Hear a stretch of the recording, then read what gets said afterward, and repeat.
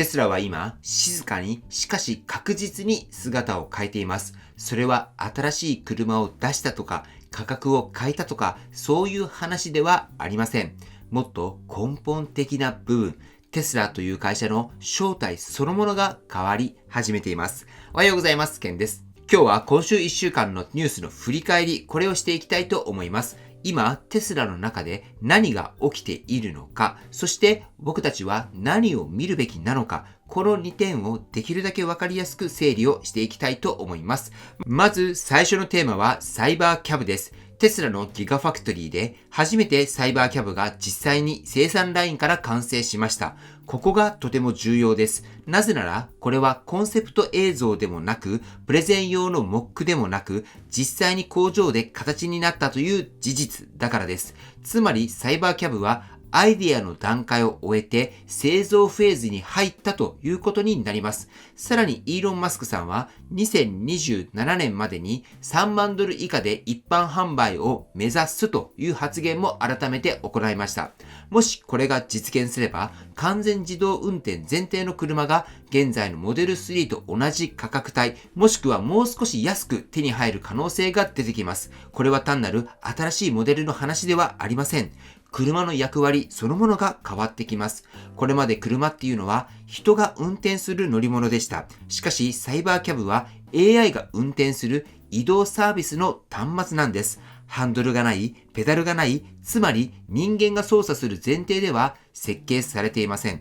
ここで重要になってくるのが、テスラが車を作っているというよりも、自動運転が前提の世界、これを先に作ろうとしている点です。普通のメーカーは人が運転する車をベースに徐々に自動化していきます。しかしテスラは逆です。最初から AI が運転する世界を前提に設計しています。サイバーキャブはその象徴的な存在です。今週のニュースはテスラの未来構想がいよいよ現実世界に降りてきたということを示しています。そして次に見ていきたいのがテスラ周辺企業としてのボーリングカンパニーの動きです。ボーリングカンパニーはナッシュビルで空港とダウンタウンを結ぶ地下トンネル構想が正式に承認されました。移動時間は約8分、通常は20分かかる区間です。しかしここで注目すべきはスピードではありません。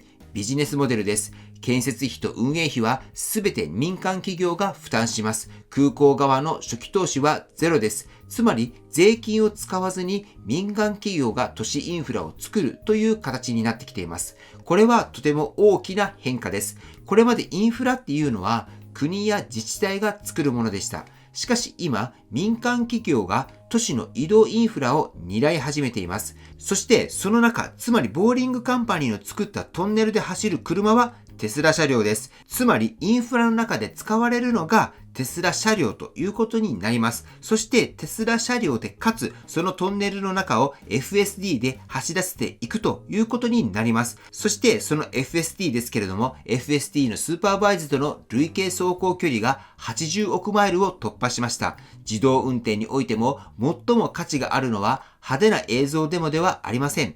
実走行データです。走る、データが溜まる、学習する、改善する、このループが回り続けるっていうことが最大の強みになります。つまり地下トンネルっていうのは移動する場所、FSD は移動する知能、さらに JD パワーの EV 満足調査ではモデル3が1位、モデル Y が2位という情報もありました。満足度が高いっていうことは生活に定着しているということになります。場所、知能、体験、この3つを同時に抑えにいっているメーカーっていうのはほぼ存在しません。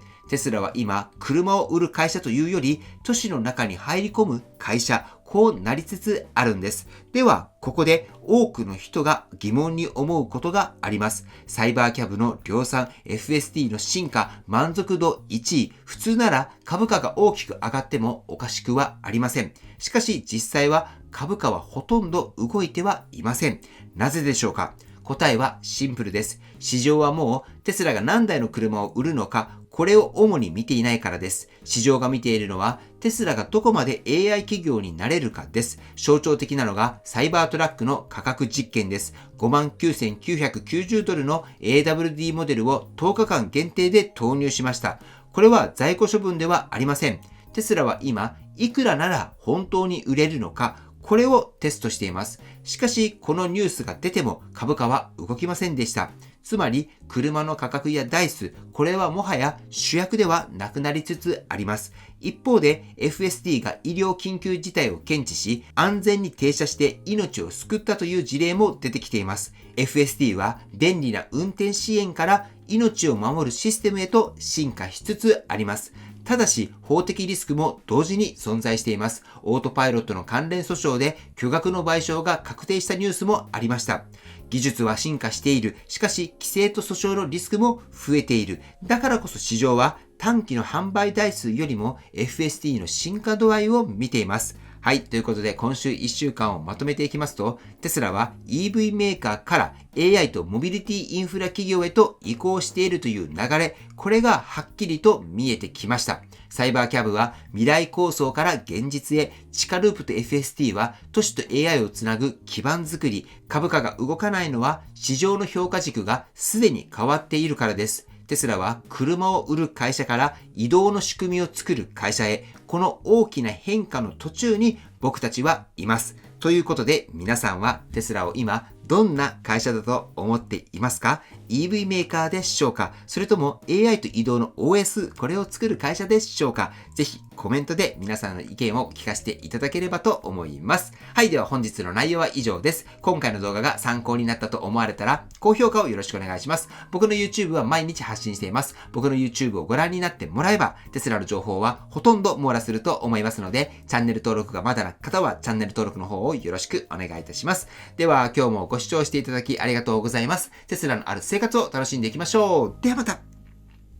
追伸です。本日は日曜日ですので、テスラのアンケートの結果、これを見ていきたいと思います。先週の結果ですけれども、テスラ株は先週末は 417.44 ドルで、今週末が 411.82 ドルということで、正解は下がるが正解となっております。ただ、先々週が411ドルで、先週が417ドル、そして今週末が411ドルなので、このレンジでここ数週間はあまり動いていないということになります。では、アンケートの結果を見ていきましょう。今回は482票いただいております。ありがとうございます。結果ですけれども、上がると答えられた方が一番多くて 61% ですけれども、結果は下がるでしたので 23% の方が正解となっております。では次にコメントをしてくれた方の結果を見ていきます。コメントですが4名の方が正解となっております。そしてラルさんが3週連続でストップとなってしまい、その他正解されていた方も全て間違っておりまして、今回は1週のみの方だけとなっております。